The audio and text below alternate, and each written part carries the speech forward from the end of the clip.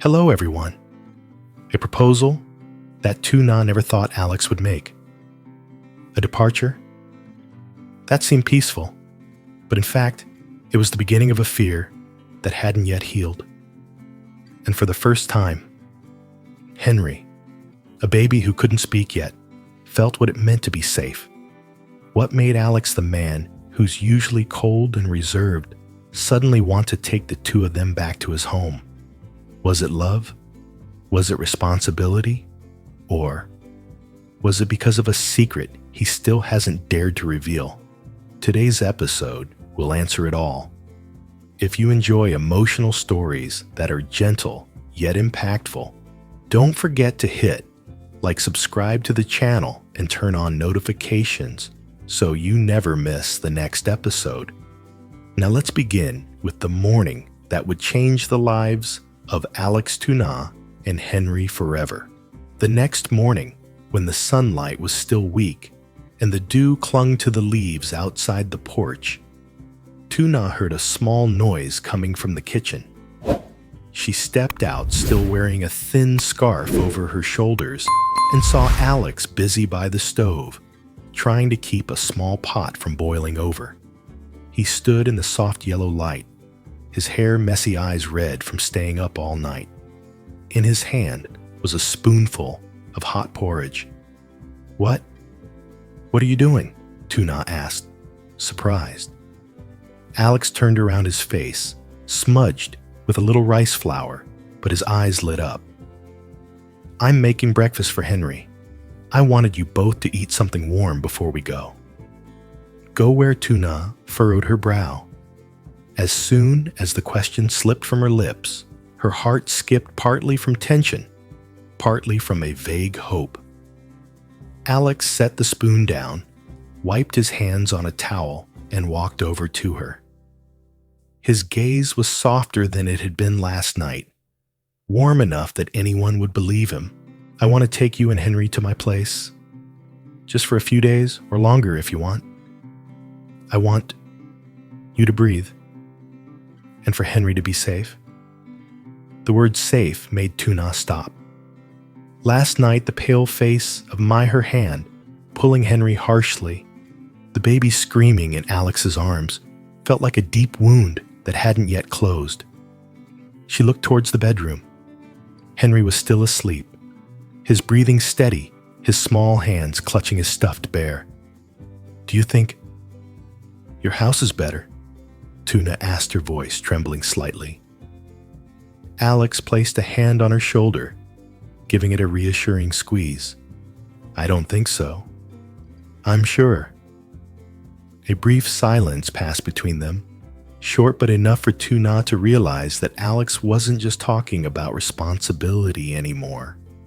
He was talking about choice, about protection, about putting the two of them at the center of his life.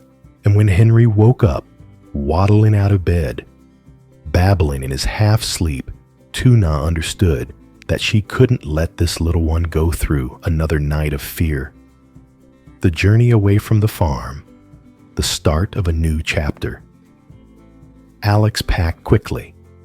Tuna folded some of Henry's clothes, a few toys, and the little blanket he always hugged when he slept. As the car pulled away from the field, the morning breeze blew through the crack in the window, gently lifting Tuna's hair. Henry stood in his mother's arms, hands gripping the seat, his dark eyes watching everything blur behind them. He didn't understand why they were leaving. He didn't understand the storm was over. All he knew was Dad was driving, Mom was holding him, and that was all the safety he needed. Alex glanced at the rearview mirror. Just seeing Henry resting his head on his mom's chest gave him a little more peace. When the door opened, Tuna stood still for a few seconds. Maybe it was because she wasn't used to such a big space. Or maybe because for so long she had forgotten what it felt like to step into someone else's house without fearing being turned away. Henry was set down on the floor, The little boy wobbled, but found his balance, then took a few steps, waving his hands in the air to steady himself. Alex chuckled and bent down to catch him before he fell. "Slow down, kid. This house is big enough for you to walk around for a lifetime." Then Alex opened the door on the right. Here is Henry's room. Tuna raised her hand to her mouth, blinking quickly, as if trying to keep the tears from falling. The room was small, but so beautiful, it made her heart soften a soft rug for him to practice walking on a small bed with a bump guard, and especially a blank picture frame hanging on the wall with the words Alex had written beneath it, waiting for Henry to draw his first picture. Tuna turned to look at him, her voice tight. "How long have you been preparing this? Since I knew I wanted you and Henry here." Just one sentence, but it made the air feel still. In the early days, peace Tuna never dared to dream of. In the mornings, Alex woke up early to cook porridge. It was always a little burnt. He always tried to hide it before Tuna came out. But Tuna still saw it. "Let me do it." She laughed. "No. You take care of Henry. I'll take care of the porridge." Alex said seriously, like he was talking about $1 million deal. And Henry practiced walking all over the house from the sofa to the window, then back again, falling into his mom's arms or nuzzling into his dad's shoulder when he was tired. In the afternoon, Alex made tea, and Tuna sat by the window, watching their son sleep peacefully in his new bed. In that moment, she realized for the first time in many years she wasn't thinking about tomorrow. She was just living in today. In the evening, Alex laid out a stack of wedding flyers, a notebook with ideas, color schemes, and a few wedding ring samples. Tuna jumped. "You prepared so much. This is just a little. I wanted to ask for your opinion." Opinion about what Alex looked at her, his gaze both gentle and serious. "Our wedding. I wanted to hear from you first." Tuna lowered her head, her fingers twisting together. "I just need something simple, with trees with wind, with Henry, and with you." Alex smiled, tilting his head. "Having me is a given, but I'll ask again. On that day, who do you want to walk you down the aisle?" Tuna went quiet. After a long pause, she whispered softly, "I want to walk by myself, because the road to you is one I walked myself." Alex put down the pen, looking at her deeply. "I'll be waiting, no matter if you're trembling, if you're slow, or if you stop in the middle of the road. I'll wait." At that moment, Henry crawled over to Alex's feet, tugging at his pant leg, babbling a few words. Alex lifted him up, placed him on his lap, and touched their foreheads together. "Kid, are you going to carry the rings for Uncle and Mom? Just a few steps. I'll be waiting at the end of the aisle." Henry didn't understand. He just hit Alex's chest with his hands, giggling. But that laughter lit up the whole house. That morning, the city was bathed in a soft, honey-colored sunlight. The light streamed through the living room window, falling onto the carpet where Henry was holding onto the sofa, trying to stand up, then sitting back down, making little happy babbling sounds. Alex sat at the dining table, holding a cup of coffee, watching the scene with eyes softened like water. Tuna walked out of the kitchen, wiping her hands on the dish towel. Her hair neatly tied back her face, still carrying some traces of tiredness, but looking fresher than the days back at the farm. "What do you want to do today?" Alex asked, setting his coffee cup down. "Anything, as long as it's with you and the baby." Tuna smiled.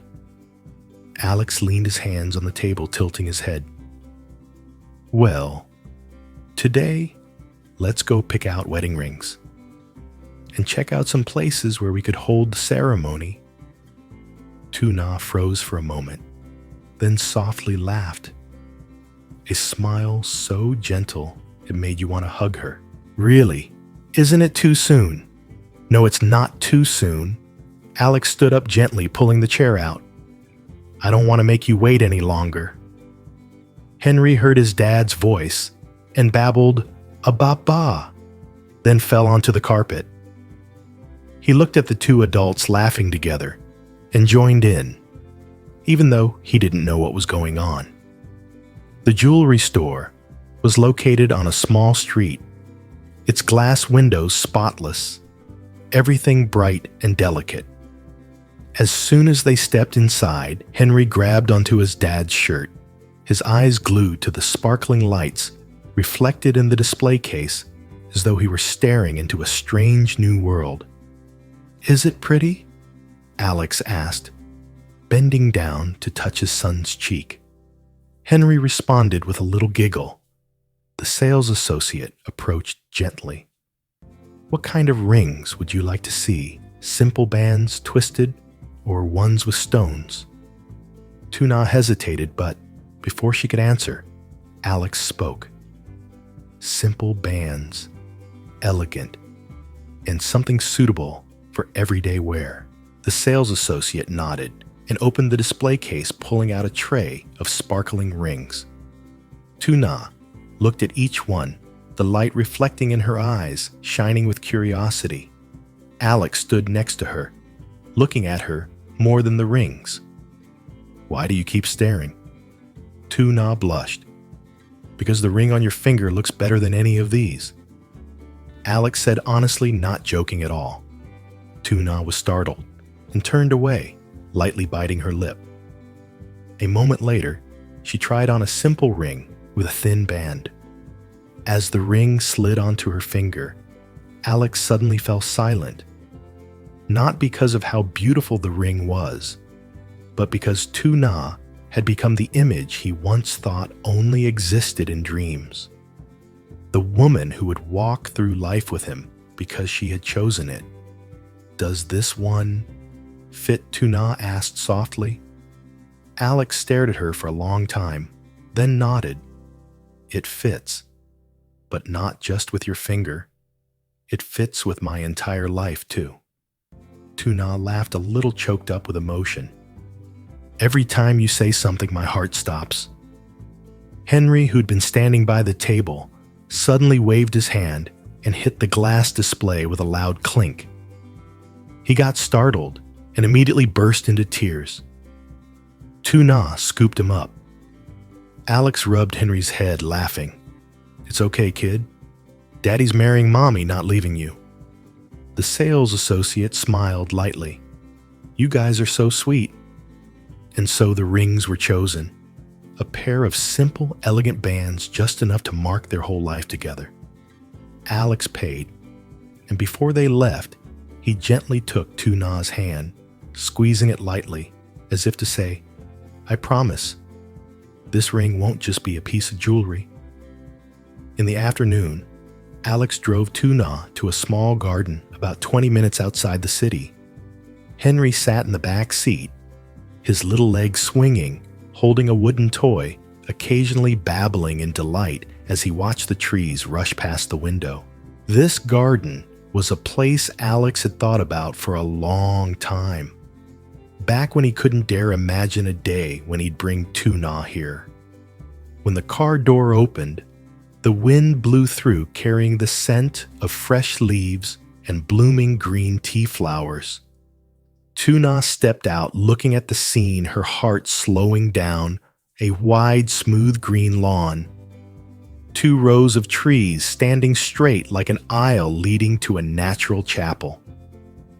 In the distance, there was a simple wooden house with white windows cracked open, hanging a few small flower pots. "This is," Tuna breathed softly. "It's where I want our day to happen." "Our day. The day we get married," Alex said, without beating around the bush. The afternoon wind blew Tuna's hair lightly. She bent down to pick up Henry, when he wobbled too quickly and almost fell into a bush. Alex stepped forward, took Henry from her hands, and set him on the grass, holding him gently so he wouldn't fall. "How do you like it, kid?" "Pretty." Henry looked around his face, lighting up with joy, then smiled so wide his eyes became crescent moons. He reached out and tapped Alex's leg, as if agreeing with what his dad had asked. Tuna laughed. "Looks like Henry approves." Alex looked at her, his gaze so warm, it felt like he was embracing the entire world. "I just need you to say one more thing." One more thing. Alex stepped closer, standing right in front of her, the afternoon sun casting a honey-colored glow over his shoulders. "Tuna, do you want to marry me right here?" Tuna didn't answer right away. She looked at Henry, the little boy, standing on the grass arms, waving to keep his balance, making happy ah sounds. Then she looked at Alex, the man who had used his whole heart to protect her from the past, the one who had taken Henry as his own, the one who had cleared this space just to make room for this one moment that belonged to all three of them. "I do," Tuna whispered. "I do want to marry you here." Alex smiled, a rare smile on the hardened face of a man who had been through too much pain. He walked up behind Tuna, gently wrapping his arms around her, his chin resting on her shoulder. Henry stood in front, looking up at the two adults hugging with wide eyes full of trust. That moment, without music, without flowers, without any grand declarations, was still the most beautiful, because it was the first time the three of them stood together in one frame and knew for sure that they belonged to each other. Chào các bạn, có lẽ chẳng ai ngờ được một cuộc gọi trong đêm làm trái tim Huyen trao đảo. Nhắn tin với lòng Nga phải nhập viện khẩn cấp, và chỉ vài phút sau Alex đã xuất hiện, gương mặt anh tái nhợt, nhưng ánh mắt đầy lo lắng. Anh không